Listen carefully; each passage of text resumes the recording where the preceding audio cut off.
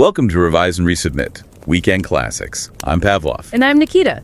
I want you to imagine just for a second that you have been tasked with explaining a really complex, chaotic, multi-year family argument to a complete stranger. Oh, wow. Good luck with that. Right. Like, think about how you would even begin to do that. It is never just a simple case of, person A did this, which caused B, and that's why we don't talk at Thanksgiving anymore. Yeah, it's never that clean. It's never that linear. Exactly. Instead, what you actually have is this incredibly messy sequence of overlapping timelines. Mm-hmm. You have raw, unfiltered emotions bleeding into logical decisions. You have totally differing interpretations of the exact same event, depending entirely on who you happen to ask. And those slow-burning tensions. Yes, the gradual background tensions that simmer for years, almost invisibly, until suddenly, seemingly out of nowhere, they just boil over into a massive confrontation over something as trivial as passing the salt. It's just a tangled web.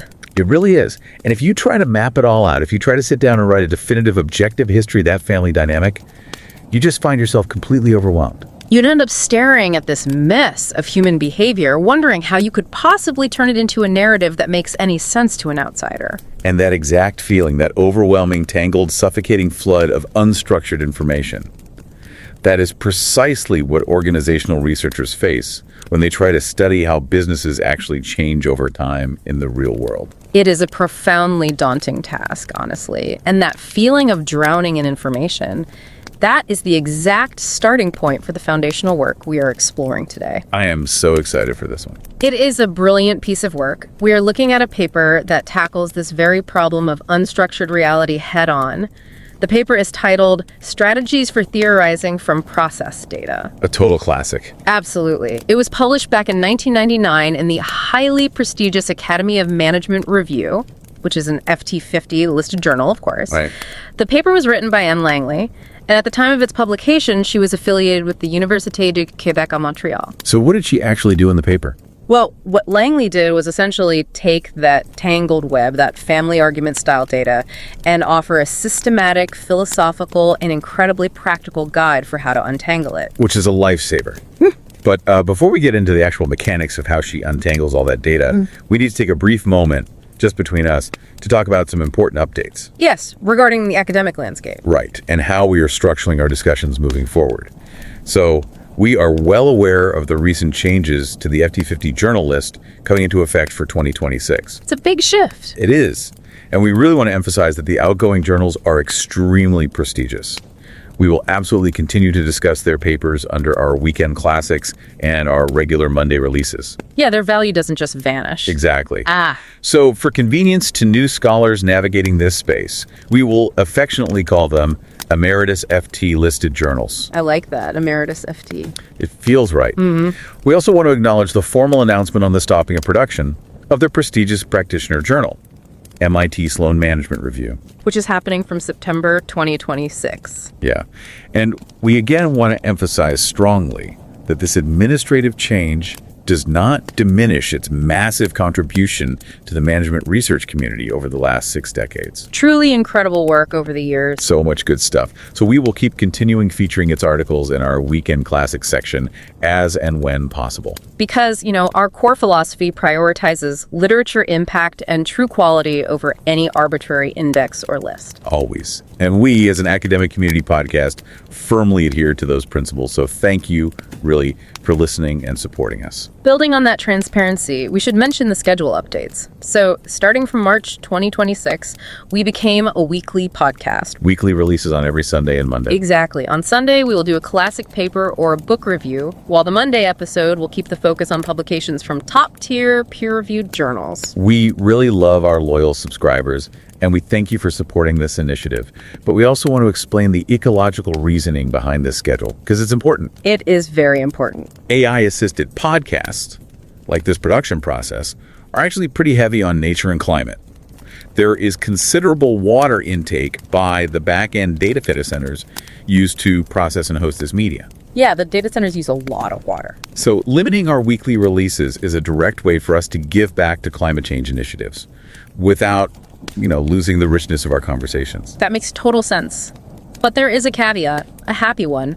We plan to keep our yearly tradition of Nobel Prize Week intact. Oh, absolutely. During October, we will feature the Nobel-winning work every day for the entire Nobel Prize announcing days, keeping in line with our annual tradition since our inception.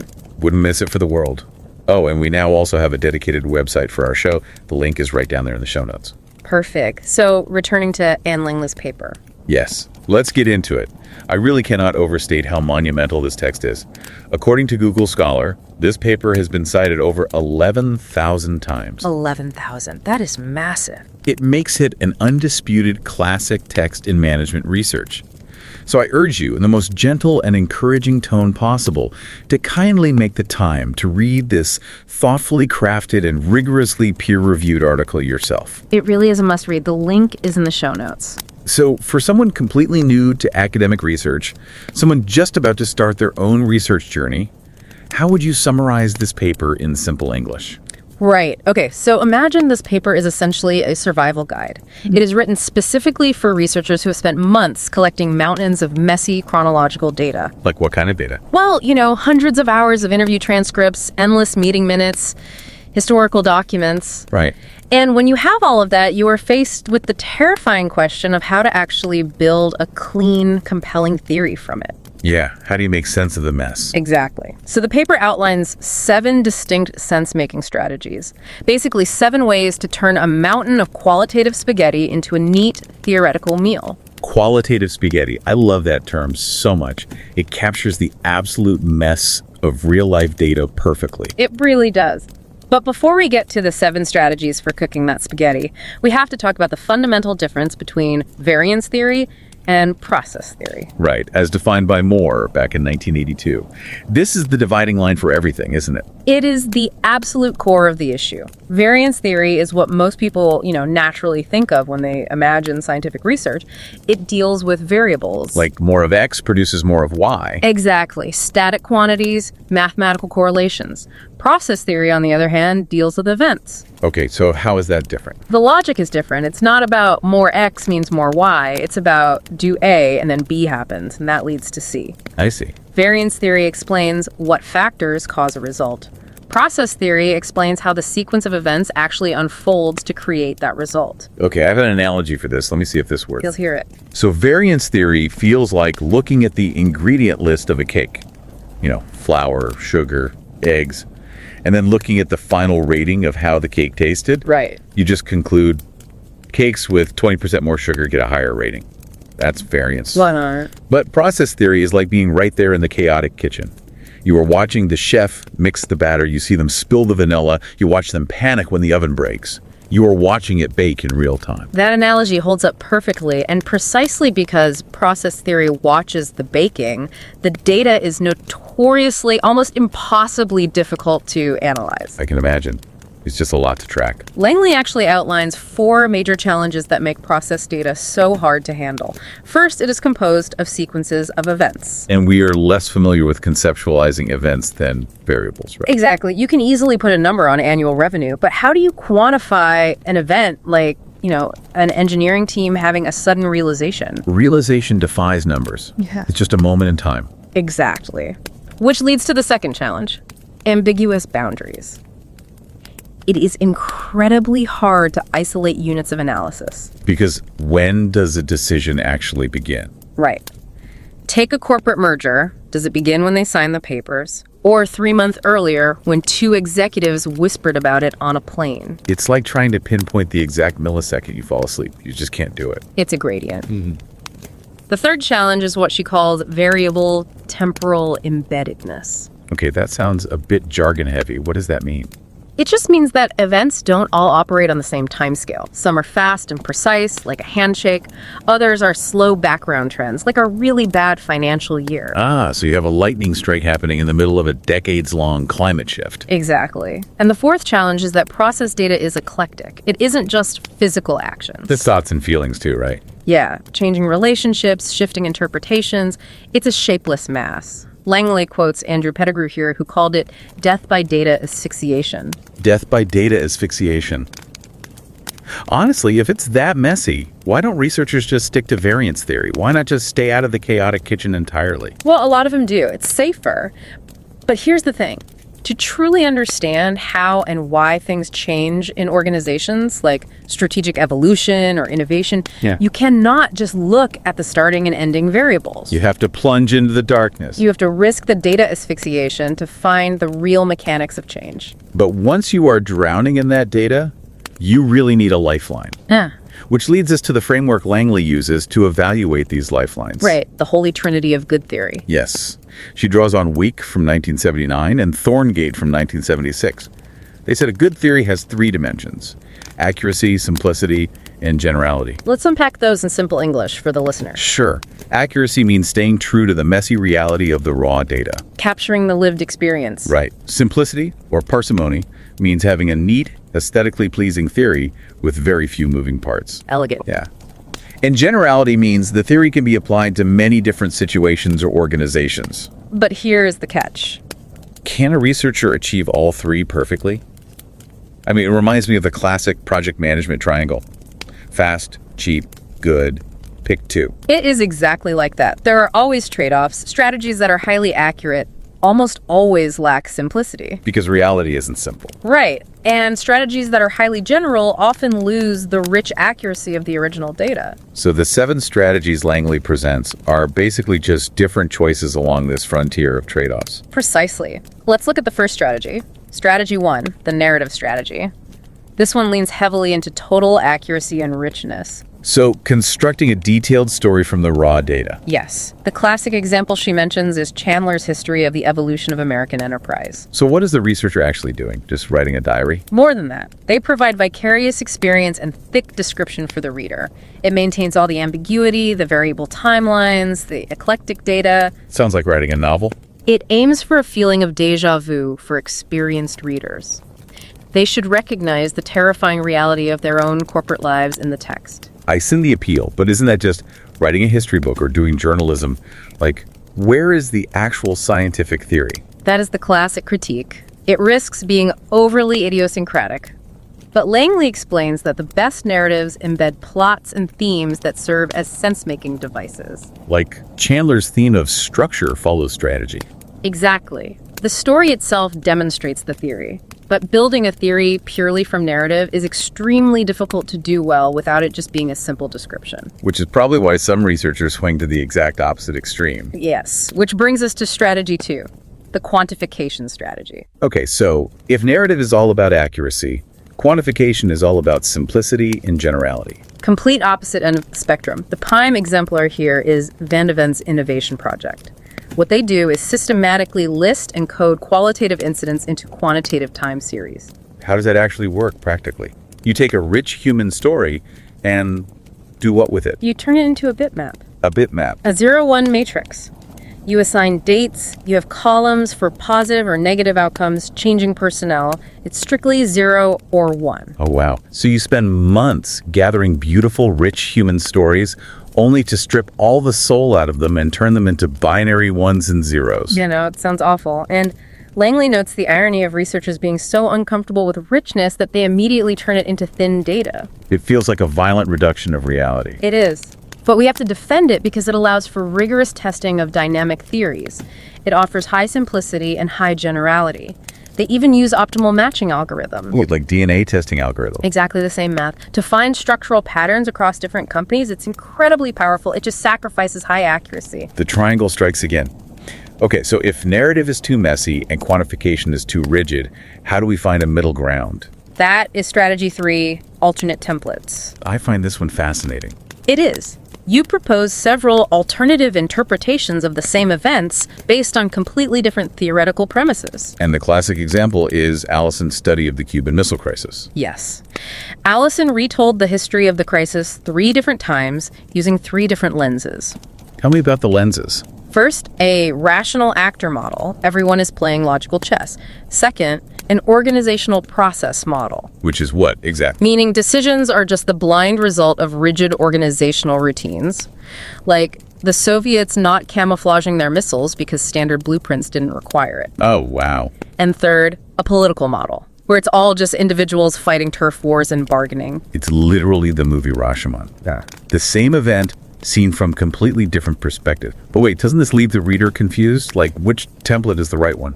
Well, none of them are entirely right on their own. The beauty is that it prevents forced instant generalization. It combines qualitative nuance with theoretical clarity by keeping the lenses separate rather than mashing them into one unwieldy super theory. That makes a lot of sense. You hold multiple truths at once. But what if you don't have existing templates? Like, Allison already knew those theories. What if you want the data to speak for itself? Then you turn to strategy 4, grounded theory. Right, Glaser and Strauss. This is the systematic comparison of small units of data to gradually construct categories from the bottom up. It is highly structured. You code incidents to find a small number of core categories, and process researchers usually express these as gerunds. Words ending in aning, right? Like sense-making or disbanding. Exactly. So the theory is active. So it's like sorting a massive bin of mixed Lego pieces without having the instruction booklet.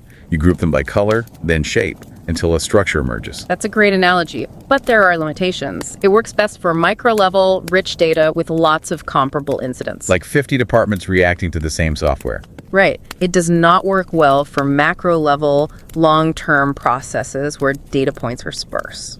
Because you'd lose the forest for the trees. You'd be staring at one Lego piece while the company burns down. Exactly. So if grounded theory risks losing the big picture, perhaps we literally need to draw a picture. Which is strategy 5. Visual mapping. Yes, the manipulation of matrix and graphical forms to present large quantities of information in relatively little space. Langley actually did a flowchart study on technology adoption in 1994, didn't she? She did. And she uses boxes for internal decisions, ovals for outside events, parallel tracks for different departments, and arrows for influence. I mean, flowcharts are great, but I have a question about the invisible elements. Okay. I can draw an arrow from a meeting to a product launch. But how do I draw an arrow representing, growing resentment or a sudden burst of inspiration? You've hit the exact limitation. Graphical forms are heavily biased toward temporal precedence and formal authority. They track paper, not feelings. Right. They struggle to capture emotions and cognitions. It's an excellent intermediary step, but it often has a mechanical quality if you use it completely alone. So to capture how invisible forces interact with actions over time, we need something else. We need strategy 6, temporal bracketing. Oh, this one is cool. Decomposing data into successive adjacent periods based on discontinuities. It's based on Giddens' structuration theory. Which means what for the non-sociologists? It's about mutual shaping. Actions create structures, and structures constrain actions. It's a loop.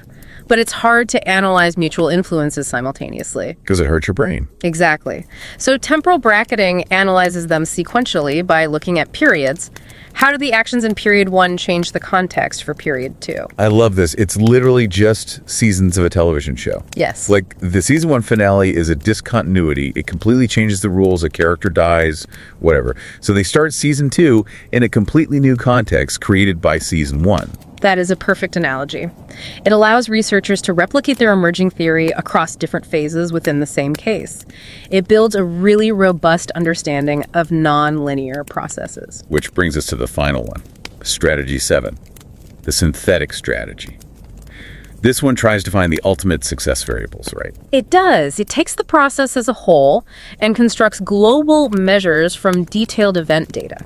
The goal is to relate holistic characteristics to outcomes. Like Eisenhardt's work on fast strategic decision-making. Yes. You look at entire processes, grade them on subtle scales like simultaneity of alternatives, and link them to a dependent variable like success or speed. Okay, wait. I have a major pushback here. Go for it. Didn't we just spend this entire time moving away from variance theory? Doesn't this synthetic strategy just compress all our beautiful process data right back into static variables? You are totally right, and Langley points this out too. It is an inexorable attraction. Researchers desperately want to explain why different outcomes happen. We want to predict success. Exactly.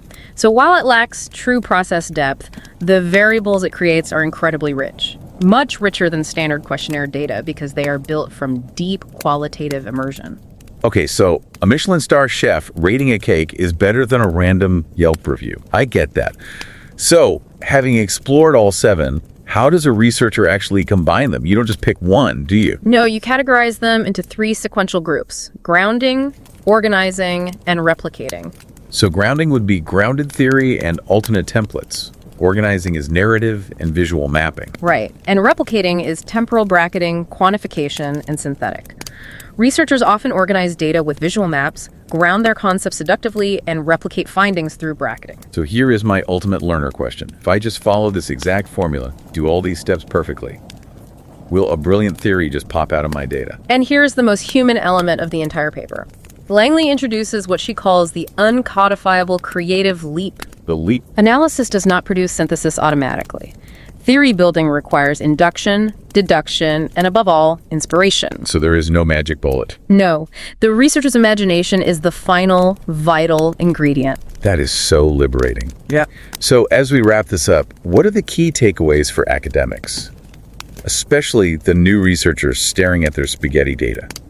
Do not be paralyzed by the data spaghetti. Embrace the mess. Use these 7 strategies as a flexible toolkit, not rigid rules.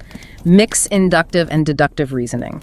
And most importantly, allow yourself the grace to rely on your own creative insight. And for the practitioners listening, the managers, when you are analyzing a failed project or a successful product launch, don't just look at the final variance numbers. You have to look at the process. Exactly. Look at the messy process. Draw visual maps. Try alternate templates on your team. Was this failure rational or was it political? Understand the temporal brackets, the seasons of your company. The answers are in the process, which brings up some really curious questions for future research, actually. Well, like what? Well, think about today.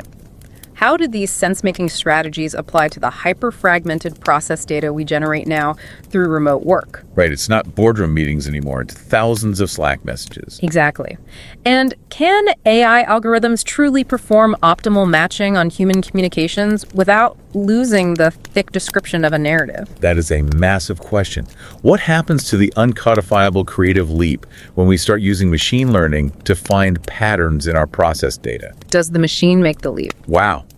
We want to encourage you to ponder those questions. Really think about how the messy process data in your own world is being analyzed. And remember, the link to our dedicated website is right there in the show notes. Lots of great resources there. So the next time you find yourself caught in the middle of a chaotic family argument, overlapping timelines, raw emotions, do not panic. Just apply an alternate template. Exactly. Just step back and ask yourself what temporal bracket you were in. It's been wonderful discussing this with you today. Thank you so much for listening, and we will see you next time. And don't forget to subscribe to Revise and Resubmit on Spotify and Apple Podcasts. Until next time, keep those minds curious, keep questioning, and keep revising and resubmitting.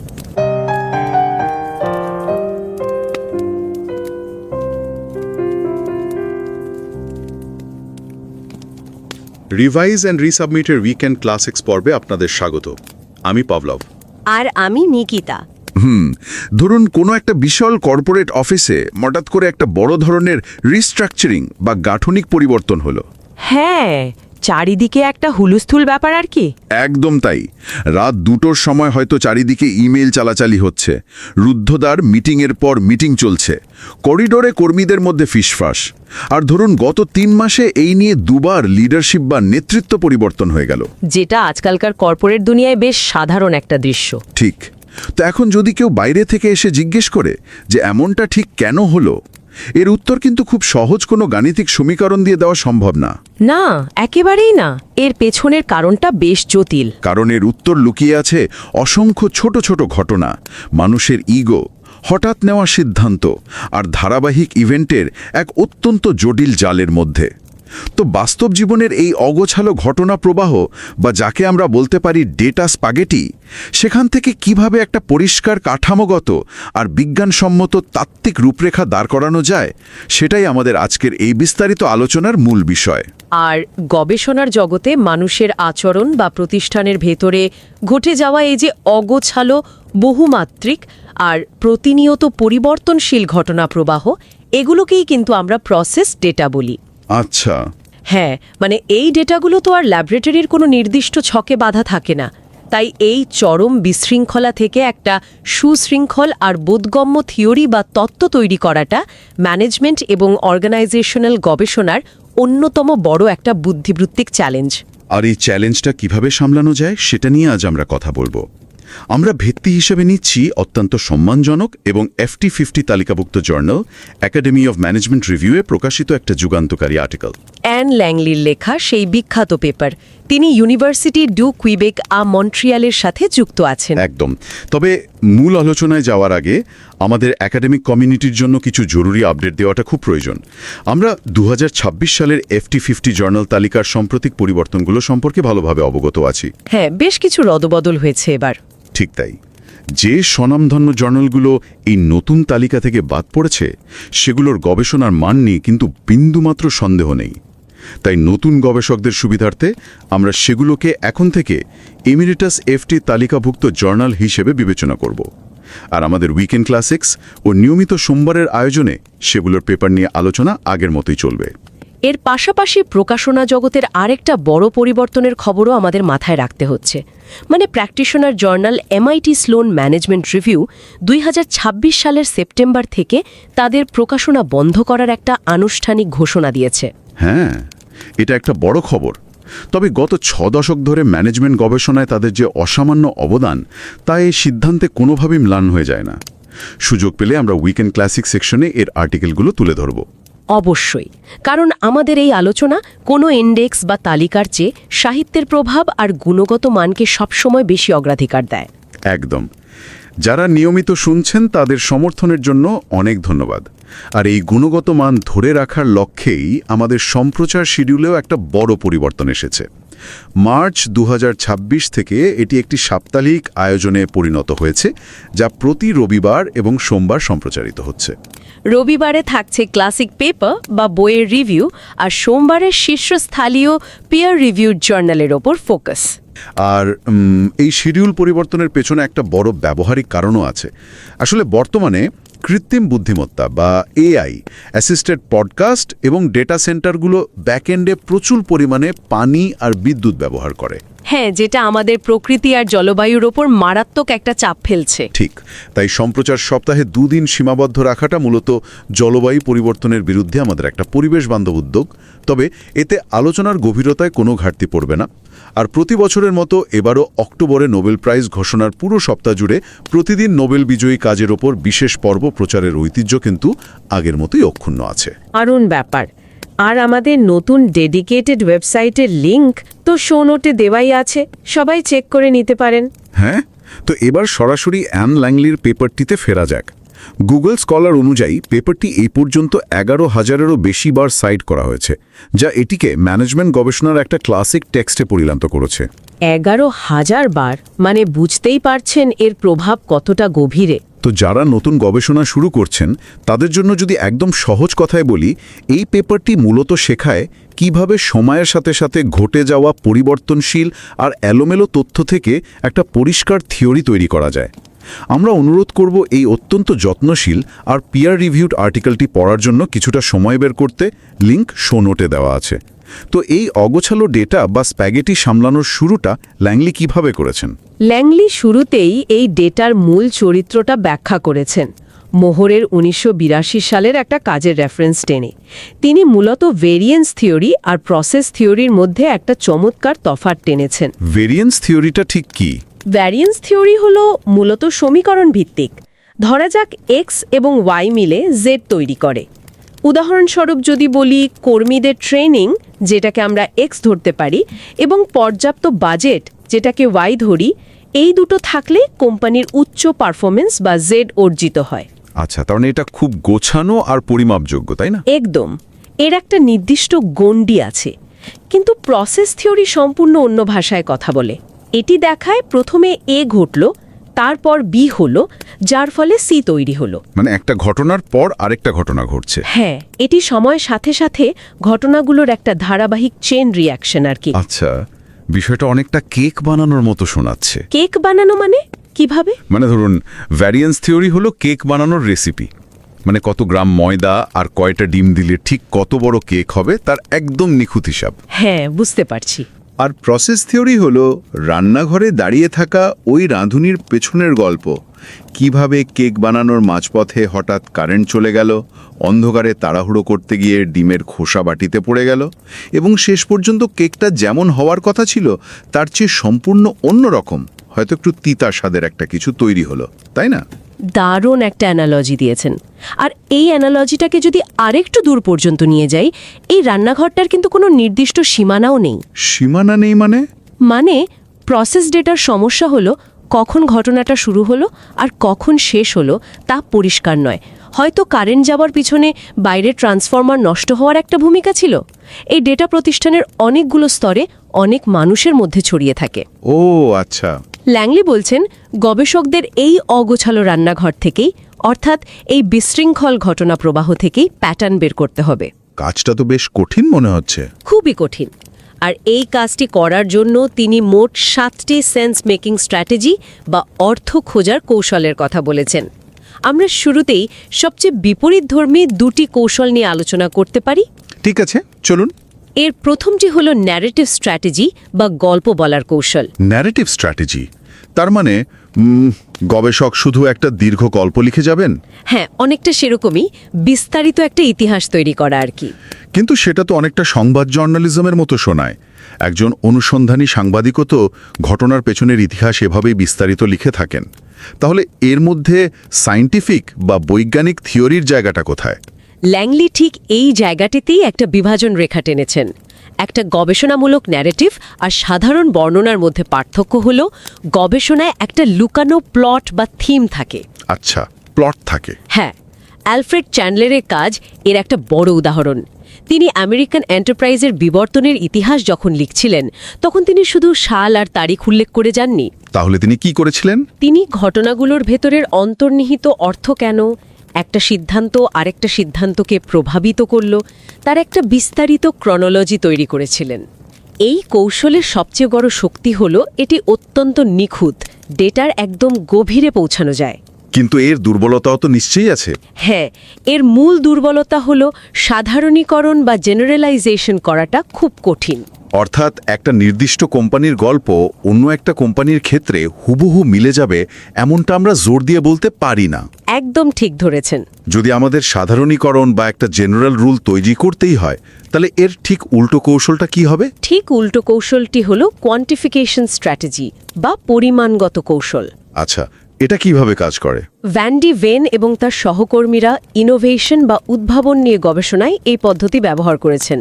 তারা প্রথমে এই সমস্ত বিস্তারিত ঘটনা সংগ্রহ করেন। তারপর সেই ইভেন্টগুলোকে 0 এবং 1-এ রূপান্তর করে ফেলেন, যাকে বলা হচ্ছে বিটম্যাপ। এরপর এই ডেটার উপর টাইম সিরিজ অ্যানালাইসিসের মতো পরিসংখ্যানগত বিশ্লেষণ চালানো হয়। একটু দাঁড়ান, বিষয়টা তো এখানে এসে একটা বড় ধাক্কা খাচ্ছে। কেন মনে হচ্ছে এমনটা? গবেষকরা দিনের পর দিন মানুষের ইন্টারভিউ নিচ্ছেন, বোর্ডরুমে তাদের রাগ, দ্বন্দ্ব, হতাশা আর সাফল্যের জীবন্ত গল্প শুনছেন। আর তারপর ল্যাবে ফিরে গিয়ে সেই সব আবেগ আর গল্পের পেছনের কেন বা কিভাবেকে পুরোপুরি বাদ দিয়ে শুধু 0 আর 1-এ পরিণত করছেন। হ্যাঁ, সেটাই তো পদ্ধতি। কিন্তু আমরা কি তাহলে আবার সেই ভেরিয়েন্স থিওরিতেই ফিরে যাচ্ছি না, যার সমালোচনা আমরা কিছুক্ষণ আগেই করলাম? এতে কি ডেটার আসল সৌন্দর্য বা গভীরতাটাই হারিয়ে যাচ্ছে না? এই প্রশ্নটা অত্যন্ত গুরুত্বপূর্ণ এবং এটাই কোয়ান্টিফিকেশন স্ট্র্যাটেজির সবচেয়ে বড় ঝুঁকি। যখন আপনি গল্পটাকে কেটেকুটে সংখ্যায় রূপান্তর করছেন, তখন ডেটার সূক্ষ্ম আবেগগুলো হারিয়ে যাওয়ার একটা ভয় থেকেই যায়। তাহলে এই কাঠিন্যের প্রয়োজনটা কোথায়? আপনি 500টি বিস্তারিত ন্যারেটিভ পড়ে কোনো সাধারণ সিদ্ধান্তে আসতে পারবেন না। হ্যাঁ, সেটা তো অসম্ভব একটা ব্যাপার। তাই বিশাল ডেটাসেট থেকে ম্যাক্রো প্যাটার্ন বা বড় আকারের থিম খোঁজার জন্য, কোন পর্যায়ে এসে পরিবর্তনের হাওয়া বদলায় তা বোঝার জন্য এই গাণিতিক কাঠিন্যের প্রয়োজন হয়। বুঝতে পারছি।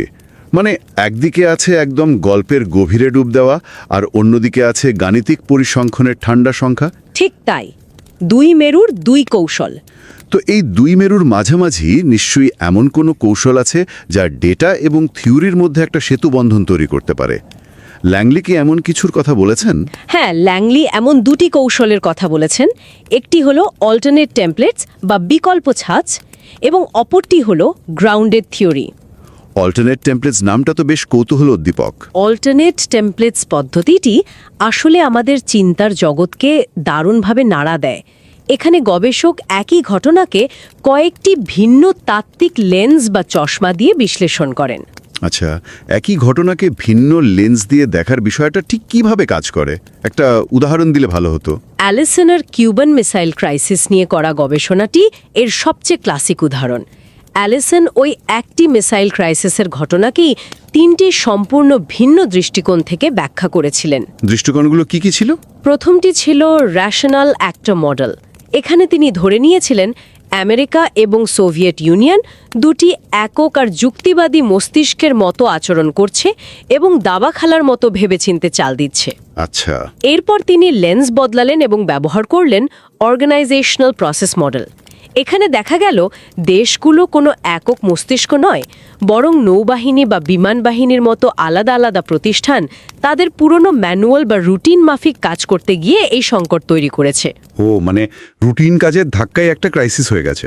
হ্যাঁ, আর সবশেষে তিনি আনলেন পলিটিক্যাল মডেল, যেখানে দেখা গেল প্রেসিডেন্ট কেনেডি বা ক্রুশচেভের ভেতরের উপদেষ্টারা নিজেদের ক্ষমতা ও পদবি বাঁচানোর জন্য একে অপরের সাথে রাজনীতি করছেন। তার মানে ঘটনা এবং টাইমলাইন একদম একই থাকছে, কিন্তু চশমার গ্লাস বদলানোর সাথে সাথে কেন ঘটনাগুলো ঘটল তার পেছনের গল্পটা সম্পূর্ণ বদলে যাচ্ছে। একদম তাই। কিন্তু এটা তো থিওরি আগে থেকে নির্ধারণ করে তারপর ডেটাকে বিশ্লেষণ করা, অর্থাৎ ডিডাকটিভ পদ্ধতি, তাই না? যদি গবেষক কোনো চশমা ছাড়াই মাঠে নামেন, তখনই আসে গ্রাউন্ডের থিওরি। গ্লেজার এবং স্ট্রস এই পদ্ধতির প্রবর্তক। এখানে গবেষক কোনো পূর্ব নির্ধারিত থিওরি নিয়ে মাঠে যান না। তাহলে তিনি কি করেন? তিনি সম্পূর্ণ খোলা মনে ডেটা সংগ্রহ করেন। এরপর সেই ডেটার প্রতিটি লাইন, প্রতিটি শব্দ বিশ্লেষণ করে ছোট ছোট ক্যাটেগরি তৈরি করেন, যাকে কোডিং বলা হয়। আচ্ছা, এটা তো তাহলে ইন্ডাকটিভ বা আরোহী পদ্ধতি হলো। ঠিক তাই। একেবারে নিচ থেকে মাটির স্তরের ডেটার উপর ভিত্তি করে ধাপে ধাপে থিওরি দাঁড় করানো হয়। সেটা একটা বড় সমস্যা বটে। ধরুন 5 বছর ধরে একটা কোম্পানিতে নতুন টেকনোলজি বসানোর কাজ চলছে। আজকের একটা ছোট সিদ্ধান্ত কালকের পরিস্থিতিকে প্রভাবিত করছে, আবার কালকের পরিস্থিতি আগামী সপ্তাহে নতুন সিদ্ধান্তের জন্ম দিচ্ছে। এই যে সময়ের দীর্ঘ পরিক্রমা, এটাকে ল্যাংলি কিভাবে সামলাতে বলেছেন? সময়ের এই দীর্ঘ পরিক্রমাকে সামলানোর জন্য ল্যাংলি মূলত 2টি কৌশলের কথা বলেছেন: ভিজুয়াল ম্যাপিং স্ট্র্যাটেজি এবং টেম্পোরাল ব্র্যাকেটিং স্ট্র্যাটেজি। ভিজুয়াল ম্যাপিংটা কি? ভিজুয়াল ম্যাপিং হলো পুরো ঘটনা প্রবাহকে বক্স এবং অ্যারো বা তীর চিহ্ন দিয়ে একটা ফ্লো চার্টের মাধ্যমে দৃশ্যমান করা। এতে করে সমান্তরালভাবে ঘটে চলা ইভেন্টগুলো এক নজরে বোঝা যায়। কিন্তু 5 বছরের একটা বিশাল পরিবর্তনের জন্য একটা ফ্লোচার্ট তো দেখতে একটা বিশাল মাকড়সার জালের মতো হয়ে যাবে। এটা কি আসলেই বোধগম্য হবে? এর তাত্ত্বিক ভিত্তি পাওয়া যায়। আচ্ছা, ব্র্যাকেটিং বলতে এখানে কি বোঝানো হচ্ছে? এখানে গবেষক পুরো সময়কালকে কয়েকটি নির্দিষ্ট ফেজ বা পর্যায়ে ভাগ করে নেন। এটাকে অনেকটা আমার দেখা কোনো সাসপেন্স টিভি সিরিজের সিজনগুলোর মতো। টিভি সিরিজের সিজন কিভাবে? ধরুন সিজন 1-এর শুরুর দিকের ঘটনাগুলো ধীরে ধীরে জট পাকায়, আর সিজন 1-এর একদম শেষের দিকে এমন একটা ক্লিফ হ্যাঙ্গার বা নতুন পরিস্থিতি তৈরি হয় যা সরাসরি সিজন 2-র ভিত্তি বা প্রেক্ষাপট হিসেবে কাজ করে। আমরা প্রতিটি সিজনকে আলাদাভাবে বিশ্লেষণ করেই কিন্তু পুরো গল্পের থিমটা বুঝতে পারি। দারুণ বলেছেন। এবং এই সিজন ভিত্তিক বিশ্লেষণের সবচেয়ে বড় সুবিধা হলো আপনি দেখতে পান কিভাবে পুরনো ঘটনা নতুন কাঠামোর জন্ম দেয়। আচ্ছা, ড্যানিস এবং তার সহকর্মীরা 96 সালের লিডারশিপ টিমের পরিবর্তন নিয়ে কাজ করতে গিয়ে এই পদ্ধতি ব্যবহার করেছিলেন। তারা দেখিয়েছেন ফেজ 1-এ বিদায়ী লিডার যে শক্তিগুলো রেখে যান, ফেজ 2-তে নতুন লিডারকে ঠিক সেই শক্তিগুলোর সীমাবদ্ধতার ভেতরে থেকেই তার কাজ শুরু করতে হয়। ও, তার মানে আগের পর্যায়ের পরিণতি হলো পরের পর্যায়ের প্রারম্ভিক পরিস্থিতি। একদম ঠিক। চমৎকার। আচ্ছা, এর বাইরে কি এমন কোনো কৌশল আছে যেখানে আমরা পুরো প্রসেসটার একদম গভীরে না গিয়ে একটু ওপর থেকে পুরো চিত্রটা দেখার চেষ্টা করি? হ্যাঁ, ল্যাংলি একে বলেছেন সিনথেটিক স্ট্র্যাটেজি। সিনথেটিক স্ট্র্যাটেজিটা কিভাবে কাজ করে? এখানে গবেষক পুরো প্রক্রিয়াটিকে কয়েকটি গ্লোবাল ভ্যারিয়েবল বা বড় মাপে দেখেন। ক্যাথলিন আইজেনহার্টের একটা কাজ আছে হাই ভেলোসিটি পরিবেশে কিভাবে দ্রুত সিদ্ধান্ত নেওয়া যায় তার উপর। আচ্ছা, তিনি কি করেছিলেন? তিনি প্রতিটি মিটিংয়ের খুঁটিনাটি না দেখে পুরো ডিসিশন মেকিং প্রসেস থেকে সিদ্ধান্ত নেওয়ার গতির মতো কিছু গ্লোবাল ভ্যারিয়েবল তৈরি করেছিলেন। কিন্তু এতে কি আমরা প্রসেসড ডেটার সেই আদি জটিলতাগুলো হারিয়ে ফেলছি না? রাস্তার ধুলোবালি বা ছোটখাটো বাঁকগুলো তো আর এতে দেখা যাবে না। এটাকে আপনি গুগল ম্যাপে জুম আউট করার সাথে তুলনা করতে পারেন। Zoom out? হ্যাঁ, যখন আপনি ম্যাপে একদম জুম ইন করে থাকেন তখন আপনি প্রতিটি রাস্তা, গলির মোড়ের দোকানপাট সব নিখুঁতভাবে দেখতে পান। কিন্তু পুরো শহরের ট্রাফিক জ্যামের অবস্থা বুঝতে হলে আপনাকে জুম আউট করতেই হবে। হ্যাঁ, তা তো বটেই। তখন হয়তো গলির ভেতরের রাস্তাগুলো আর দেখা যাবে না, কিন্তু আপনি প্রধান সড়কগুলোর উপর থাকা লাল রঙের ট্রাফিক জ্যামের একটা পরিষ্কার ম্যাক্রো প্যাটার্ন দেখতে পাবেন। সিনথেটিক স্ট্র্যাটেজি ঠিক এভাবেই কাজ করে। এই জুম ইন আর জুম আউটের বিষয়টা মনে করিয়ে দিচ্ছে কার্ল উইকের দেওয়া একটা ভালো থিওরির 3টি মানদণ্ডের কথা। হ্যাঁ, উইকের সেই বিখ্যাত 3টি ক্রাইটেরিয়া। অ্যাকুরেট বা নির্ভুল হতে হবে, সিম্পল বা সরল হতে হবে এবং জেনারেল বা সাধারণীকরণযোগ্য হতে হবে। কিন্তু একটা থিওরি বা ম্যাপ তো একই সাথে এই 3টেই পুরোপুরি অর্জন করতে পারে না। আপনি যদি ম্যাপকে রাস্তার আকারের সমান নিখুঁত করতে যান তাহলে তার সরলতা হারাবে। ঠিক তাই, এটি একটা চিরন্তন ট্রেড অফ। বেশি সাধারণীকরণ করতে গেলে ডেটার ভেতরের সূক্ষ্ম মানবিক বিষয়গুলো বাদ পড়ে যাবে। ল্যাংলি তাই বলছেন, এই 7টি কৌশলের কোনোটি এককভাবে সব দিক থেকে নিখুঁত নয় বা কোনো ম্যাজিক বুলেট নয়। তাহলে এতক্ষণ ধরে আমরা যে এই 7টি কৌশল বিশ্লেষণ করলাম, এর চূড়ান্ত অর্থ কি দাঁড়াচ্ছে? গবেষকরা শেষ পর্যন্ত কোন রাস্তাটি বেছে নেবেন? ল্যাংলির মতে গবেষণার কোনো একটা নির্দিষ্ট বেস্ট রেসিপি নেই। এই মেথড বা পদ্ধতিগুলো মূলত ডেটাকে গোছাতে এবং বিশ্লেষণ করতে সাহায্য করে মাত্র। তাহলে আসল থিওরিটা আসে কোথা থেকে? সেই গোছানো ডেটা থেকে একটা যুগান্তকারী থিওরি নিয়ে আসার জন্য গবেষকের নিজস্ব ইনটুইশন বা ভেতরের গভীর উপলব্ধির প্রয়োজন হয়, যাকে ল্যাংলি বলেছেন আনকোডিফায়েবল ক্রিয়েটিভ লেপ। আনকোডিফায়েবল ক্রিয়েটিভ লিপ। হ্যাঁ, মানে এমন এক সৃজনশীল উল্লম্ফন যাকে কোনো কোডে বাঁধা যায় না। তার মানে আপনি যতই চমৎকার সব অ্যালগোরিদম ব্যবহার করে ডেটার পাহাড় প্রসেস করুন না কেন, শেষ পর্যন্ত ওই আহা মোমেন্টটা, যেখানে শত শত অগোছালো তথ্যের বিন্দুগুলো মিলে হঠাৎ করে একটা দারুণ অর্থবোধক চিত্র তৈরি হয়, সেটা মানুষের মস্তিষ্ক থেকেই আসতে হবে। একদম সঠিক বলেছেন। সফটওয়্যার হয়তো হাজার হাজার শূন্য আর এক সাজিয়ে দেবে, কিন্তু মানুষের ইনটুইশন ছাড়া একটা জীবন্ত থিওরির জন্ম হবে না। এই জায়গাটিতেই একাডেমিয়া এবং প্র্যাকটিশনারদের জন্য সবচেয়ে বড় শিক্ষণীয় বিষয়টি লুকিয়ে আছে। থিওরি এবং মেথড একে অপরের পরিপূরক। তার মানে মেথডগুলো মিলিয়ে মিশিয়ে ব্যবহার করতে হবে। হ্যাঁ, গবেষকদের উচিত বিভিন্ন কৌশলকে তাদের গবেষণার প্রশ্ন অনুযায়ী মিক্স অ্যান্ড ম্যাচ বা মিলিয়ে মিশিয়ে ব্যবহার করা।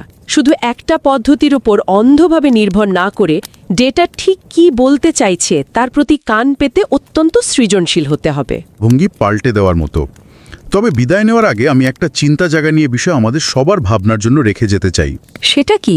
আজকের এই দ্রুত পরিবর্তনশীল যুগে, যেখানে হাই ফ্রিকোয়েন্সি ট্রেডিং বা সাপ্লাই চেইনে কৃত্রিম বুদ্ধিমত্তার কারণে কোম্পানিগুলোর সিদ্ধান্ত গ্রহণ প্রক্রিয়া সেকেন্ডের ভগ্নাংশে বদলে যাচ্ছে, সেখানে ই প্রসেস ডেটা আমরা ভবিষ্যতে কিভাবে ট্র্যাক করব?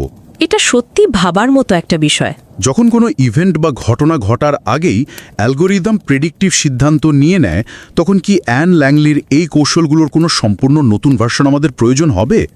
মানুষের আচরণের বাইরে মেশিনের আচরণকে প্রসেস ডেটায় কিভাবে ফেলা হবে? আগামী দিনের গবেষকদের জন্য এটি এক বিশাল ভাবনার জায়গা। অবশ্যই, প্রযুক্তি যেভাবে এগোচ্ছে আমাদের থিওরি গড়ার পদ্ধতিগুলোকেও তার সাথে তাল মেলাতে হবে। হ্যাঁ, একদম। যাই হোক, জ্ঞান অন্বেষণের এই জটিল কিন্তু দারুণ আকর্ষণীয় তাত্ত্বিক যাত্রায় আমাদের সঙ্গী হওয়ার জন্য যারা শুনছেন তাদের সবাইকে আন্তরিক ধন্যবাদ। মনে করিয়ে দিচ্ছি, আমাদের ডেডিকেটেড ওয়েবসাইটের লিঙ্ক এবং আজকের মূল আর্টিকেলের লিঙ্ক শো নোটে দেওয়া আছে। সবাই সময় করে অবশ্যই এই ক্লাসিক পেপারটি একবার পড়ার চেষ্টা করবেন। হ্যাঁ, বাস্তব জীবনের সেই অগোছালো ইমেল, অপ্রত্যাশিত রদবদল আর মিটিংয়ের ভিড়ে আশা করি আপনিও একদিন আপনার নিজের সেই আহা মোমেন্ট ঠিক খুঁজে পাবেন। সবাই ভালো থাকবেন, সুস্থ থাকবেন এবং প্রতিনিয়ত নতুন কিছু শিখতে থাকবেন।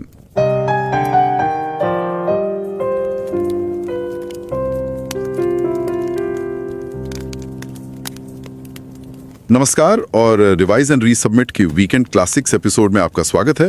मैं हूं पावलो और मैं हूं निकिता। जरा कल्पना कीजिए कि जमीन पर हजारों अलग अलग पजल के टुकड़े बिखरे पड़े हैं और मजे की बात यह है कि कुछ टुकड़ों पर स्पष्ट तस्वीरें हैं, कुछ पर सिर्फ शब्द लिखे हैं और शायद कुछ टुकड़े ऐसे भी हैं जो सिर्फ भावनाओं या विचारों का आभास देते हैं, है ना? हाँ बिल्कुल, मतलब किसी भी इंसान के लिए इन सबको जोड़कर एक सार्थक तस्वीर बनाना एक डरावना सपना हो सकता है। सच में। जब बात प्रक्रिया या प्रोसेस डेटा पर रिसर्च करने वाले विद्वानों की आती है तो उनकी स्थिति एकदम इसी पजल को सुलझाने वाले व्यक्ति जैसी होती है। एकदम सही कहा आपने। इतने विशाल और बेतरतीब डेटा को देखकर अक्सर ऐसा लगता है जैसे जानकारी के पहाड़ के नीचे दम घुट रहा हो। हाँ, और इसी स्थिति को एकेडमिक दुनिया में डेथ बाय डेटा एस्फिक्सिएशन कहा गया है। मतलब डेटा के बोझ तले दबकर जान निकल जाना।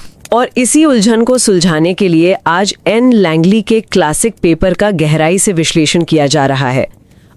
इस पेपर का शीर्षक है strategies for theorising from process data. और ये बताना भी बहुत जरूरी है कि Ann Langley University de Quebec and Montreal से जुड़ी हुई हैं।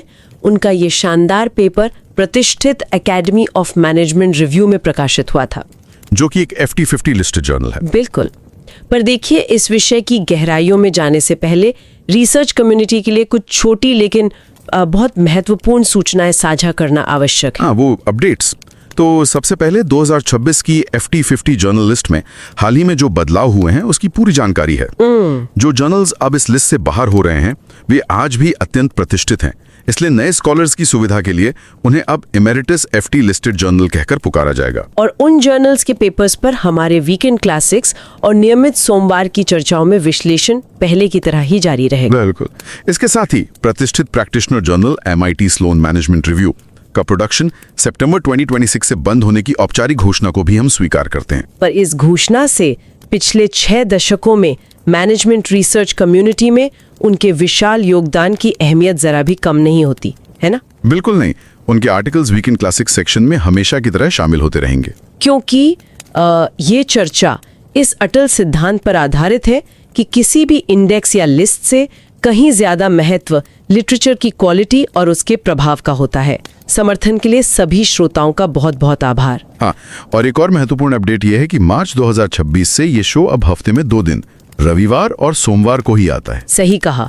रविवार का दिन क्लासिक पेपर या बुक रिव्यू के लिए निर्धारित है, जबकि सोमवार का पूरा focus top tier peer review journals के पब्लिकेशंस पर होता है। और इस साप्ताहिक सीमित प्रसारण का एक बहुत बड़ा कारण भी है।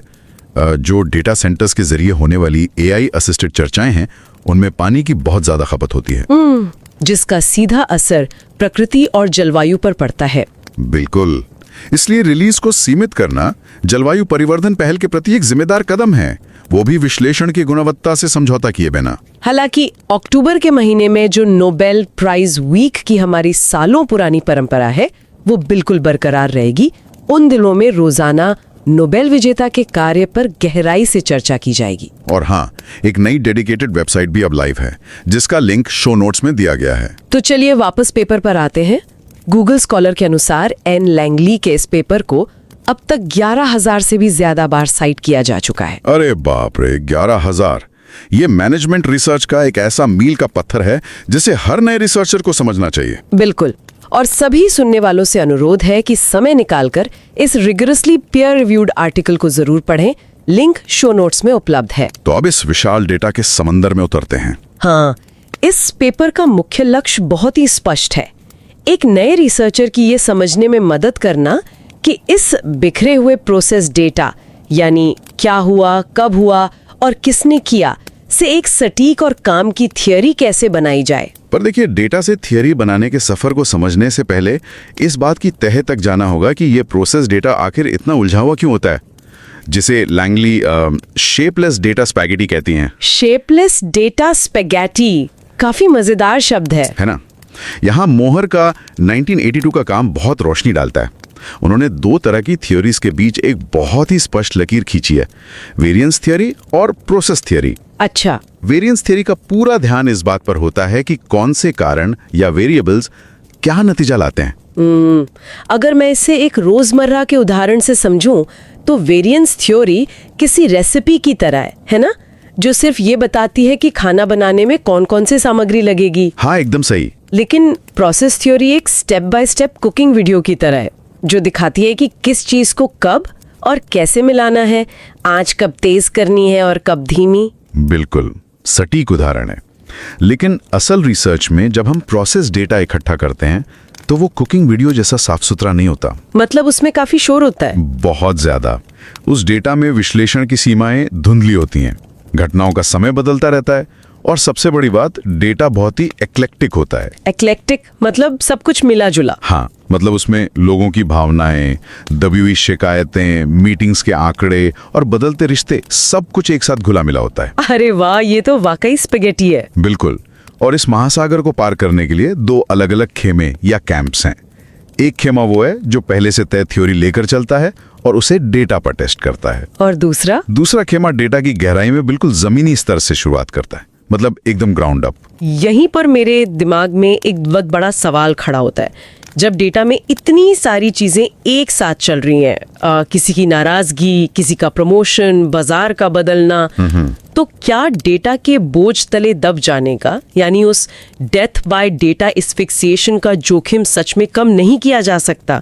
एक नया रिसर्चर इस भूल भुलैया में अपना रास्ता कैसे बनाएगा? यही वो जगह है जहां लैंगली की 7 रणनीतियां एक कंपस का काम करती हैं। इस पूरी प्रक्रिया को एक इमारत बनाने की तरह देखा जा सकता है। सबसे पहला काम होता है कच्ची जमीन को समझना, मतलब फाउंडेशन। बिल्कुल। जब डेटा बहुत ज्यादा और बिखरा हुआ हो तो सबसे पहला और स्वाभाविक कदम होता है उसकी कहानी सुनाना। इसे नैरेटिव स्ट्रैटेजी कहा गया है। इसमें कच्चे डेटा से एक बहुत ही विस्तृत और प्रामाणिक कहानी तैयार की जाती है, जैसे चैंडलर या पेटिग्रू के केस स्टडीज में होता है। एकदम सही पकड़ा। इसकी सबसे बड़ी खासियत इसकी सटीकता है। ये जमीनी हकीकत के बहुत करीब होती है। पर यहाँ एक स्वाभाविक सी उलझन पैदा होती है। अगर सिर्फ कहानी ही सुनानी है तो एक आम इंसान की डायरी और इस एकेडमिक नैरेटिव में क्या फर्क रह गया? बहुत अच्छा सवाल है। मेरा मतलब है, एक लंबी कहानी से एक ऐसी थ्योरी कैसे निकलेगी जिसे किसी दूसरी कंपनी या स्थिति में भी लागू किया जा सके? ये बहुत ही तीखा और जरूरी सवाल है। असल में एक अच्छी नैरेटिव स्ट्रैटेजी सिर्फ एक विवरण या डिस्क्रिप्शन नहीं होती। डायरी में सिर्फ घटनाएं लिखी होती हैं। हाँ। लेकिन एक अच्छे एकेडमिक नैरेटिव में हमेशा छिपे हुए प्लॉट्स और थीम्स होते हैं।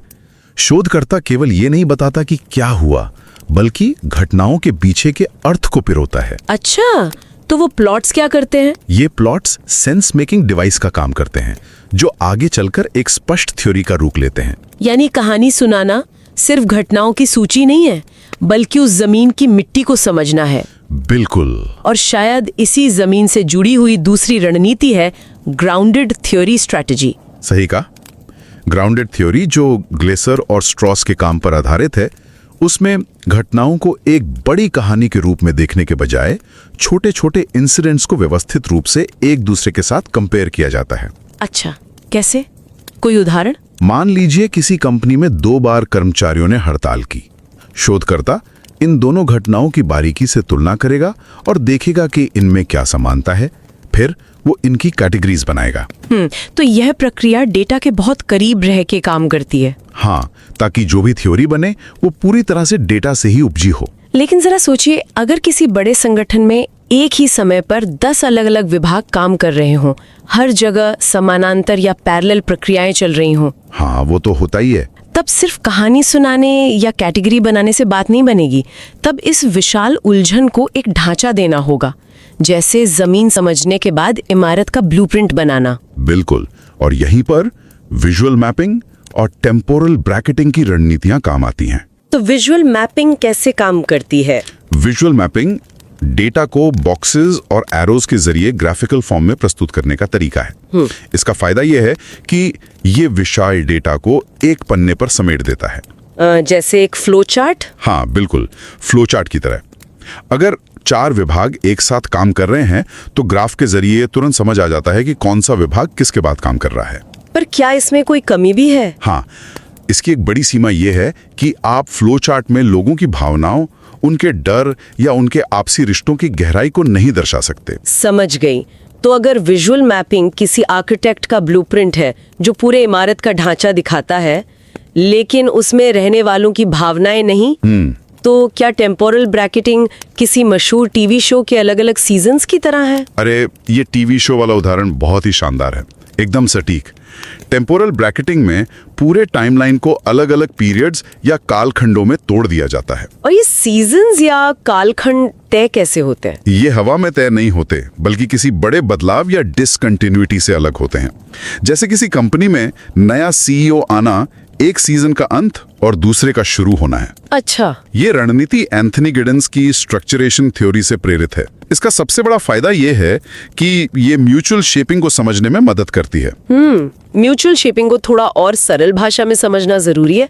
इसका सीधा सा मतलब क्या है? इसका सीधा मतलब है कि पहले सीजन के अंत में जो भी घटना घटी, उसका परिणाम अगले सीजन के किरदारों और माहौल के लिए एक नया संदर्भ या कॉन्टेक्स्ट बन जाता है। मतलब पिछला सीजन अगले सीजन की कहानी तय करता है। बिल्कुल। घटनाएं और संदर्भ एक दूसरे को लगातार आकार देते रहते हैं। टेम्पोरल ब्रैकेटिंग शोधकर्ता को यह देखने में मदद करती है कि समय के साथ प्रक्रिया कैसे विकसित हो रही है और पिछले फैसले आने वाले फैसलों को कैसे प्रभावित कर रहे हैं। तो जमीन का मुआयना हो गया, ब्लूप्रिंट भी बन गया। हाँ। लेकिन मान लीजिए अब एक अकेली इमारत से आगे बढ़कर पूरे शहर में वैसी ही इमारतें बनानी है, यानी किसी एक केस स्टडी से निकलकर कोई ऐसा आम नियम या जनरल थ्योरी बनानी है जिसे हर जगह लागू किया जा सके। बिल्कुल, जनरलाइजेबिलिटी बहुत जरूरी है। इसके लिए पेपर में डेटा को एब्स्ट्रैक्ट करने की बात कही गई है, जिसमें क्वांटिफिकेशन, सिंथेटिक और ऑल्टरनेट टेम्पलेट्स रणनीतियों का जिक्र है। जी हाँ, व्यापकता या जनरलिटी की ओर बढ़ने के लिए क्वांटिफिकेशन रणनीति बहुत काम आती है। इसका सबसे बेहतरीन उदाहरण वैन डी वेन का काम है। उसमें क्या होता है? इसमें बहुत ही गहरे और विस्तृत प्रोसेस डेटा को लेकर उसे 0 और 1 के बिट मैप में बदल दिया जाता है ताकि उसका स्टैटिस्टिकल एनालिसिस किया जा सके। अरे, लेकिन यहाँ एक बहुत बड़ी उलझन सामने आती है। क्या? कोई शोधकर्ता महीनों लगाकर लोगों के इंटरव्यू लेता है। वो उनकी भावनाओं, उनके संघर्षों और उनकी बातों को रिकॉर्ड करता है। हाँ। अगर कोई कर्मचारी इंटरव्यू में रो पड़ता है या अपनी हताशा जाहिर करता है, तो उसे सिर्फ 1 या 0 में कैसे बदला जा सकता है? क्या इतने समृद्ध क्वालिटेटिव डेटा को स्प्रेडशीट में बदलकर हम उसकी आत्मा को नहीं मार देते? ये एक बहुत ही गहरी और जायज चिंता है। खुद एन लैंगली ने भी पेपर में इस विडंबना या आयरनी को स्वीकार किया है। तो फिर इसका हल क्या है? इसे सांख्यिकी कोड में बदलने का तरीका ये है कि शोधकर्ता घटनाओं को कैटेगरी देता है। जैसे अगर कर्मचारी ने हताशा जाहिर की तो उसे संघर्ष की कैटेगरी में डालकर 1 का कोड दे दिया जाएगा। इससे बड़े स्तर पर पैटर्न तो ढूंढे जा सकते हैं। हाँ, लेकिन जैसा कि आपने पूछा, इससे डेटा बहुत थिन या पतला हो जाता है, उसकी गहराई छिन जाती है। तो फिर क्या करना चाहिए? इसीलिए लैंगली सलाह देती हैं कि क्वांटिफिकेशन को कभी भी अकेले इस्तेमाल नहीं करना चाहिए। इसे हमेशा नैरेटिव या विजुअल मैपिंग जैसी रणनीतियों के साथ मिलाना चाहिए ताकि संदर्भ जिंदा रहे। ये स्पष्ट हुआ कि क्वांटिफिकेशन अकेले क्यों खतरनाक हो सकता है। अब सिंथेटिक स्ट्रेटजी की ओर बढ़ते हैं। ये कैसे काम करती है? सिंथेटिक स्ट्रेटजी में पूरे के पूरे प्रोसेस को ही एक सिंगल वेरिएबल मान लिया जाता है, जैसे कैथलीन आइजनहार्ट के काम में देखा गया है। मतलब पूरी प्रक्रिया को एक ही चीज मान लेना? बिल्कुल। निर्णय लेने की पूरी प्रक्रिया को छोटे छोटे हिस्सों में ना देखकर उसे एक संपूर्ण इकाई माना जाता है। फिर यह देखा जाता है कि इस तरह की निर्णय प्रक्रिया से क्या परिणाम निकलेंगे। ये आउटकम्स को प्रेडिक्ट करने के लिए बहुत उपयोगी है। और 7वीं रणनीति है ऑल्टरनेट टेम्पलेट स्ट्रेटजी, जहां ग्राहम एलिसन की क्यूबन मिसाइल क्राइसिस वाली स्टडी का बहुत ही मशहूर उदाहरण दिया गया है। एकदम सही। ऑल्टरनेट टेम्पलेट्स रणनीति एक ही घटना को अलग अलग सैद्धांतिक चश्मों से देखने की बात करती है। एलिसन ने उसी एक संकट को 3 अलग अलग नजरियों से देखा। वो 3 नजरिए कौन से थे? पहला, एक रैशनल एक्टर मॉडल के रूप में, जहां सब कुछ नफे नुकसान पर आधारित था। दूसरा, ऑर्गेनाइजेशनल प्रोसेस मॉडल के रूप में, जहां नियम और प्रक्रियाएं हावी थीं। और तीसरा, पॉलिटिकल मॉडल के रूप में, जहां सत्ता और राजनीति का खेल था। जब एक ही घटना को अलग अलग चश्मों से देखा जाता है तो उस प्रक्रिया की बहुत गहरी और बहुआयामी समझ पैदा होती है। तो इन सब बातों का असल मतलब क्या है? हमने इन 7 रणनीतियों को गहराई से समझ लिया। हाँ। क्या इसका मतलब ये है कि बस इन टूल्स को डेटा पर लगाना है और थ्योरी किसी मशीन की तरह अपने आप बाहर आ जाएगी? यही पर इस पेपर का सबसे महत्वपूर्ण और दार्शनिक संदेश छिपा है। लैंगली ने इन रणनीतियों को 3 मुख्य हिस्सों में बांटा है। ग्राउंडिंग यानी डेटा से जुड़ना, ऑर्गेनाइजिंग यानी डेटा को आकार देना, और रेप्लिकेटिंग यानी डेटा को एब्स्ट्रैक्ट करके टेस्ट करना। और यहाँ कार्ल वीक के 3 मापदंडों सटीकता, सरलता और व्यापकता के बीच हमेशा एक ट्रेड ऑफ होता है। यानी तीनों चीजें एक साथ नहीं मिल सकती। बिल्कुल नहीं। अगर थियोरी जमीनी हकीकत के बहुत करीब और सटीक है तो वो सरल नहीं हो सकती, और अगर वो बहुत सरल है तो शायद वो हर स्थिति में लागू होने लायक व्यापक न हो। एकदम सही पकड़ा आपने। और सबसे जरूरी बात यह है कि कोई भी रणनीति अपने आप में जादू की छड़ी नहीं है। लैंगली स्पष्ट रूप से कहती हैं कि सिर्फ डेटा का विश्लेषण करने से संश्लेषण या थ्योरी का निर्माण नहीं होता। तो फिर थियरी बनती कैसे है? इन सब रणनीतियों को लागू करने के बाद भी एक अनकोडिफाइबल क्रिएटिव लीप की जरूरत होती है। अनकोडिफाइबल क्रिएटिव लीप मतलब एक ऐसी रचनात्मक छलांग जिसे किसी नियम या फॉर्मूले में बांधा ही नहीं जा सकता। जी हाँ, शोधकर्ता की अपनी कल्पना, उसका नजरिया, उसकी प्रेरणा और उसकी समझ के बिना कोई भी डेटा थ्योरी में नहीं बदल सकता। ये बहुत ही खूबसूरत बात है ना? रणनीतियां सिर्फ डेटा को व्यवस्थित करती हैं, लेकिन असल थ्योरी शोधकर्ता के दिमाग की उपज होती है। मशीन या टूल कभी थ्योरी नहीं बनाते, वे सिर्फ रास्ता साफ करते हैं। ये वाकई बहुत गहरी बात है। तो अगर आज की इस पूरे चर्चा के मुख्य निष्कर्ष निकाले जाएं, चाहे वो शिक्षाविदों के लिए हो या प्रैक्टिशनर्स के लिए, तो वो क्या होंगे? पहला निष्कर्ष तो यह है कि प्रोसेस डेटा को समझने का कोई एक सर्वमान्य या सर्वश्रेष्ठ तरीका नहीं है। सबसे अच्छे परिणाम तब मिलते हैं जब इन अलग अलग रणनीतियों को एक साथ मिलाकर देखा जाए। और दूसरा निष्कर्ष? दूसरा बड़ा निष्कर्ष यह है कि डेटा की अस्पष्टता या एम्बिग्यूटी से घबराने की बजाय उसी उलझन के बीच अर्थ ढूंढने का प्रयास करना चाहिए। और अगर भविष्य की रिसर्च की दिशा के बारे में बात की जाए तो एक बहुत ही बड़ा सवाल खड़ा होता है। क्या? आज जिस तेजी से एआई और डिजिटल ट्रांसफॉर्मेशन हो रहा है, जहां घटनाएं महीनों या सालों में नहीं बल्कि मिलीसेकंड्स में घट रही हैं। हाँ, बिल्कुल। एल्गोरिदम्स पलक झपकते ही फैसले ले रहे हैं। वहां इन 7 रणनीतियों को कैसे लागू किया जाएगा? ये आज के शोधकर्ताओं के लिए एक बहुत ही रोमांचक चुनौती है।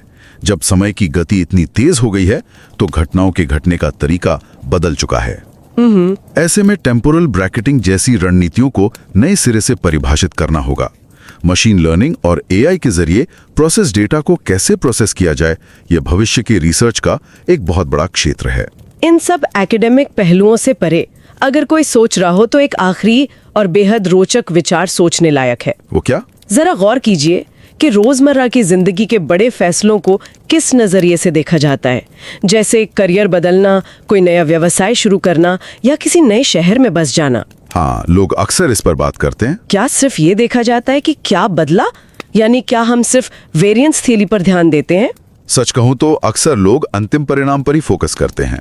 यही बात सोचने पर मजबूर करती है, क्या इंसान को उस फैसले को लेने तक के पूरे क्रम, उसमें शामिल उथल पुथल, रातों की नींद उड़ने वाली भावनाएं और संघर्षों की उस पूरी प्रक्रिया यानी प्रोसेस थ्योरी को ज्यादा महत्व नहीं देना चाहिए? ये तो बहुत ही गहरा नजरिया है ना? ये पेपर सिर्फ संगठनों को ही नहीं बल्कि खुद इंसान की अपनी जिंदगी की कहानी को भी एक नए फ्रेमवर्क में फिट करके देखने का नजरिया देता है। बिल्कुल। क्या जीवन की कहानी को एक नैरेटिव की तरह देखा जा रहा है या उसे अलग अलग कालखंडों यानी टेम्पोरल ब्रैकेटिंग में बांटकर समझा जा रहा है? तो अगली बार जब किसी जटिल स्थिति का सामना हो तो ये विचार करना दिलचस्प होगा कि वहाँ कौन सी सेंस मेकिंग रणनीति काम कर रही है। क्या हम अपनी जिंदगी के बिखरे हुए प्रोसेस डेटा को सही तरह से जोड़ पा रहे हैं? यही तो इस चर्चा की असली अहमियत है। बिल्कुल। और इसी विचार के साथ मुझे लगता है आज की इस चर्चा को यहीं विराम देना चाहिए। सुनने वालों को शायद अपनी जिंदगी की शेपलेस स्पेगेटी को सुलझाने का एक नया नजरिया मिल गया होगा।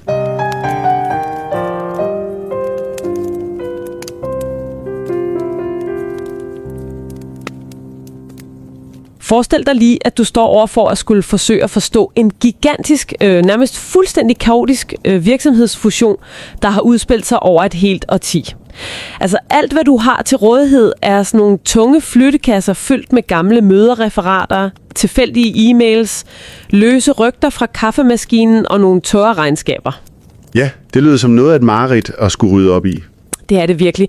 Det svarer jo lidt til at forsøge at gennemskue handlingen og måske de dybere motiver i en 3 timer lang episk spillefilm, udelukkende ved at kigge på tusindvis af usorterede billedrammer.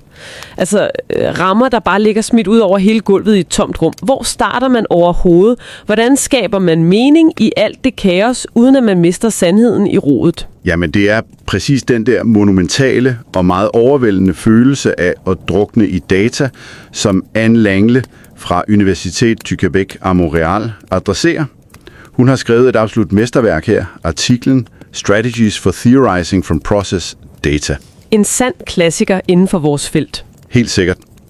Den blev oprindeligt publiceret i det anerkendte Academy of Management Review, som jo er et FT50-listet tidsskrift. Og den tilbyder virkelig en meget konkret livredderring til os, der prøver at navigere i den virkelige verdens kompleksitet. Og lige inden vi kaster os hovedkuls ud i Langleys tanker, så skal vi ganske kort berøre en opdatering fra netop den akademiske publiceringsverden. For vi er her i 2026 selvfølgelig fuldt ud bevidste om de seneste ændringer i FT50-tidsskriftlisten. Ja, det har jo fyldt meget i krogene på det seneste. Lige præcis. Men for os er det bare helt afgørende at understrege over for dig, der lytter, at de udgående tidsskrifter altså stadig er ekstremt prestigefyldte. Så for at gøre det lidt nemmere for nye forskere, vil vi fremover kærligt omtale dem som Emeritus FT-listede tidsskrifter. Det er jo en rigtig fin måde at ramme det ind på. Ja, ikke? Og vi vil naturligvis fortsætte med at diskutere deres artikler i vores weekend-klassikere og i den faste mandagsudgivelse. Vi vil også gerne lige anerkende den formelle udmelding om, at det meget anerkendte praktikertidsskrift MIT's Loan Management Review indstiller produktionen fra september 2026. Hvilket er lidt vemodigt, må man sige. Det er det. Men det forringer jo på absolut ingen måde deres enorme bidrag gennem de sidste 6 årtier. Og vi vil fortsat bringe deres artikler i vores klassikersektion, når det er muligt. Altså vores akademiske fællesskab prioriterer litteraturens reelle gennemslagskraft og høje kvalitet frem for et hvert indeks. Fuldstændig enig. Det er indholdet, der bærer videnskaben frem. Nemlig. Og tak fordi du, der lytter, støtter op om de principper. Nu vi er ved vores egen udvikling, så er vi jo desuden fra marts 2026 overgået til at være en ugentlig udgivelse. Ja, med episoder hver søndag og mandag. Præcis. Søndag er dedikeret til klassiske artikler eller boganmeldelser, og mandag har fuld fokus på nye publikationer fra de allerøverste fagfællebedømte tidsskrifter. Og vi vil gerne sige tak for din loyalitet her.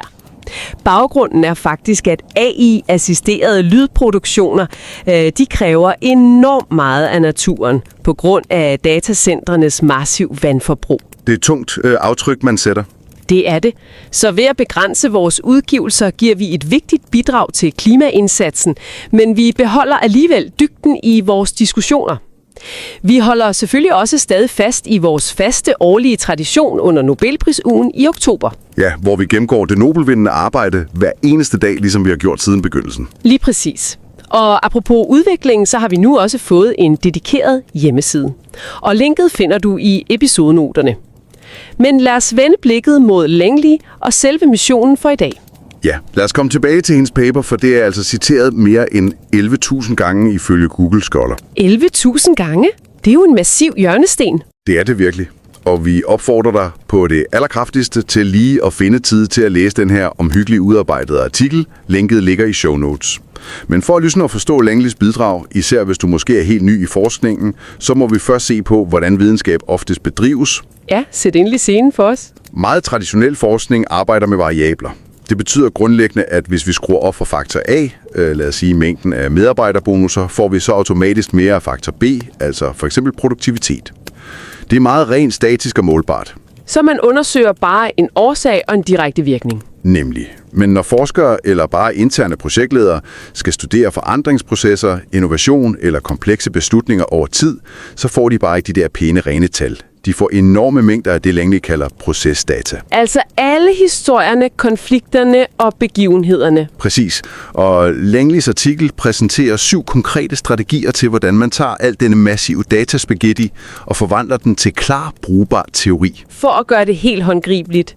Hvorfor er processer egentlig så svære at analysere i forhold til almindelige variabler? Altså for mig føles traditionel variansteori lidt som at læse ingredienslisten til en bageopskrift. Vi ved, at A, mel og sukker giver en kage. Det er en utrolig god måde at se det på. Ikke? Variablen sukker påvirker variablen sødme, men at bruge procesteori er jo at observere selve handlingen ude i køkkenet. Altså hvis du pisker æggene på det forkerte tidspunkt, eller hvis ovnen pludselig dør midt i det hele, så falder kagen fuldstændig sammen. Det er jo selve rækkefølgen og timingen af hændelserne, der skaber resultatet. Ja, det er en meget rammende analogi. Hvor variansteori isolerer ingredienserne, svinger procesteori os til at kigge på den tidsmæssige udfoldelse, og her henter Langley inspiration fra Moores klassiske arbejde fra 1982 til at opstille 4 store udfordringer. Okay, hvad er udfordringerne med det her rode køkken? For det første består procesdata jo af hændelser frem for klare variabler. For det andet udspiller de her hændelser sig på tværs af mange organisatoriske niveauer med utroligt flydende grænser. Ja, altså hvor starter en beslutning egentlig? Nede hos praktikanten eller op på hjørnekontoret? Lige præcis. Den tredje udfordring er spændvidden i tid. Nogle forandringer ulmer ekstremt langsomt i 7 år under overfladen, og pludselig eksploderer de og ændrer hele virksomheden på 2 kaotiske uger. Det er totalt uforudsigeligt. Hvilket må være et mareridt at samle ind som forsker. Absolut. Og det fjerde problem er, at dataene er enormt eklektiske. Du blander regneark, følelser, relationer og begivenheder i en stor pærevælling. Og alt det her fører os til den første overlevelsesstrategi. Den narrative strategi. Hvor man bare begynder at fortælle historien fra ende til anden? Ja. Når man er ved at drukne, er instinktet at konstruere en tyk, utrolig detaljeret beskrivelse, der bevarer alle nuancerne. Men jeg må indrømme, at jeg altså hurtigt bliver lidt skeptisk her. Hvis man som forsker sætter sig ned og genfortæller alt fra dag 1 i minutiøse detaljer, bliver det så ikke bare til en utrolig lang dagbog? Altså, hvor er selve generaliseringen og videnskaben i det? Jamen, din skepsis er enormt velbegrundet. Forfatteren advarer specifikt mod det. Hun kalder det ligefrem død ved datakvældning. Død ved datakvældning. Det lyder ret brutalt. Det er faren, hvis du bare lister begivenheder kronologisk. Så bedriver du ikke forskning. Langley forklarer, at dygtig narrativ forskning altid har underliggende plots og temaer indbygget, ligesom i god litteratur. Så det guider læseren subtilt? Præcis. Fortællingen i sig selv bliver det analytiske værktøj. Men der er også en anden vej at gå, hvis vi vil bygge det op fra bunden. Den anden strategi hedder Grounded Theory. Og det er en systematisk tilgang udviklet af Glasser og Strauss, ikke sandt? Jo. Her tager du mængden af rå tekst og begynder at bygge koncepter op nedefra. Forestil dig, at du læser et interview, hvor en mellemleder siger, jeg ved ikke længere, hvem min chef er, fordi jeg får mails fra 3 afdelinger. Okay, så det citat fremhæver man bare. Man gør mere end det. Man koder det. Måske giver du det mærkhattet rapporteringsforvirring. Og når du så læser 100 af de her små stumper om rod og krydsende instruktioner, samler du dem i en større teoretisk kategori, som for eksempel strukturel tvetydighed. Så man bygger langsomt en massiv vag af teori ud fra de der helt små sten. Det giver mening. Men alligevel, på et tidspunkt rammer man vel en mur af ord. Ord er jo svære for hjernen at overskue i store mængder. Vi må have brug for noget grafisk. Og det har vi. Langleys tredje strategi hedder visuel kortlægning. Her transformeres teksten slet og ret til diagrammer. Hun nævner sit eget studie, hvor hun tegnede beslutninger som kasser med runde hjørner og eksterne chok som store ovaler. Altså, det er jo bogstaveligt talt som at tegne et metrokort over en virksomhed. Du ser ikke selve passagerernes følelser, men du kan se præcis hvilken station eller handling, der uundgåeligt fører til den næste. Du ser infrastrukturen. Metrokortet er et genialt billede på det, for eksperten anerkender præcis denne her svaghed. Kortlægning fanger rutiner og handlinger fantastisk, men den kan ikke fange de skjulte magtkampe. Den renser næsten dataene for meget. Hvad gør man så for at få styr på den uendelige tidslinje? Man bruger den fjerde strategi, tidsmæssig indkapsling. Også kaldet temporal bracketing. Lige nøjagtigt. Man bryder tiden op i adskilte perioder, markeret af nogle dramatiske begivenheder i historien. Dennis og hans team brugte dette til at studere ledelse over flere årtier. Så de hakkede bare tidslinjen over, når der skete udskiftninger i ledelsen. Præcis. På den måde kunne de se, hvordan handlingerne i periode 1 skabte den nye kontekst og de begrænsninger, der galt for periode 2. Lidt som Giddens strukturationsteori. Vi er formet af miljøet, men vi bygger det samtidig om. Okay, de 4 strategier giver god mening, når vi kigger på et specifikt køkken. En virksomhed. Men hvad nu, hvis vi vil sammenligne data på tværs af mange virksomheder for at finde store, globale sandheder? Altså, der må vi vel bevæge os endnu længere væk fra den rå tekst. Det må vi, og det er her kvantificering kommer på banen. Og det er slet og ret at forvandle hændelser til tal. Ja, Van de Mink lavede en utrolig øvelse, hvor han omsatte hændelser om innovation til en simpel matrix af 1-taller og nuller. Et fremstød var 1, et tilbageslag var 0. Pludselig kan du køre hårde statistiske test på tværs af industrier. Men der må jeg altså lige afbryde. For det provokerer mig faktisk en smule. At tage en enorm følelsesladet fusion, fyldt med konflikter, og så bare reducere hele den der menneskelige oplevelse til et 0 eller et 1-tal. Er det overhovedet den virkelige verden, man studerer længere? Det er et fantastisk spørgsmål, for det rører vi selve hjertet af dilemmaet. Svaret er ja, man mister utrolig mange nuancer. Til gengæld vinder man en enorm overordnet generaliserbarhed. Men hvis man vil bevare mere af kompleksiteten på tværs, så findes der en anden vej. Alternative skabeloner. Hvor man kigger på præcis de samme data, man tager forskellige teoretiske briller på. Lige præcis. Det klassiske eksempel er Allisons analyse af Cuba-krisen. Han kiggede på forløbet 3 gange.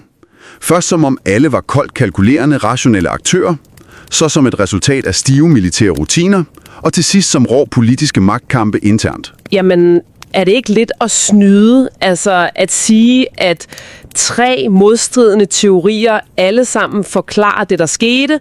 De kan vel ikke alle sammen være sande på én gang?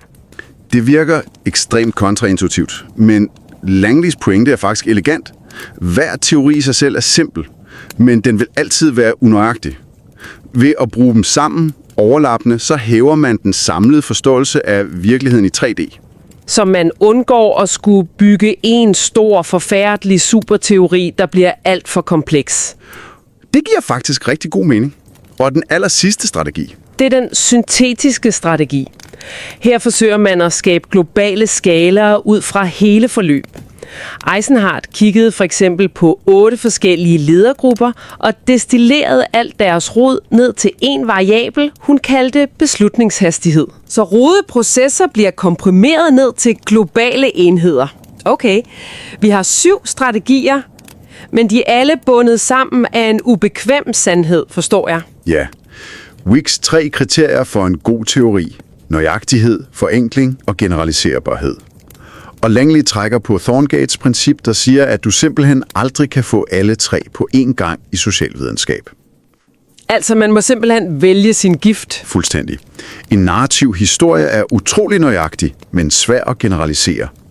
Kvantificering er general og simpel, men uhyggeligt unøjagtig over for menneskelige følelser. Du må ofre noget. Men det smukkeste ved Langleys artikel kommer til allersidst. Ja, det der ukodificerbare kreative spring. Ja.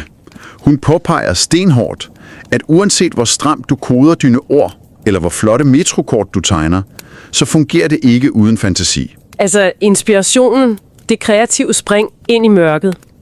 Det er lidt sjovt, for det her forskerne, det er jo med at holde hemmeligt. Man vil helst ikke stå på scenen og sige, jamen jeg fik pludselig ideen ude i badet. Nej, de vil hellere lade som om, algoritmen klarede det hele systematisk. Men Langley minder os om mennesket i forskningen. Og det leder smukt frem mod de store overskrifter i dag, altså de vigtigste takeaways. For akademikerne er Langleys tekst jo et overlevelseskort. Du behøver slet ikke låse dig fast på én vej. Den stærkeste metode er ofte at kombinere. Tegn det visuelle kort, før du kvantificerer tallene. Præcis. Hvis jeg må tilføje noget til praktikeren derude. Næste gang du sidder i en mødelokale, og ledelsen forsøger at reducere et enormt projekt til 3 ukomplicerede KPI'er i et tørt regneark. Ja, når de forfalder til ren variansteori. Lige netop. Så husk at minde dem om selve processen, tidslinjen, rækkefølgen af begivenhederne på gulvet. Den sande forståelse for succes eller fiasko ligger næsten altid i rodet, ikke i tallene. Et virkelig stærkt råd. Vi vil runde af i dag med en lille provokerende tanke, du kan tage med dig. I dag lever vi i en verden defineret af big data. Vi kan logge alt. Absolut alt af data nu. Hvert eneste tastetryk, e-mails og pulsmålinger bliver fanget i realtid. Og det rejser et ret vildt spørgsmål for fremtiden.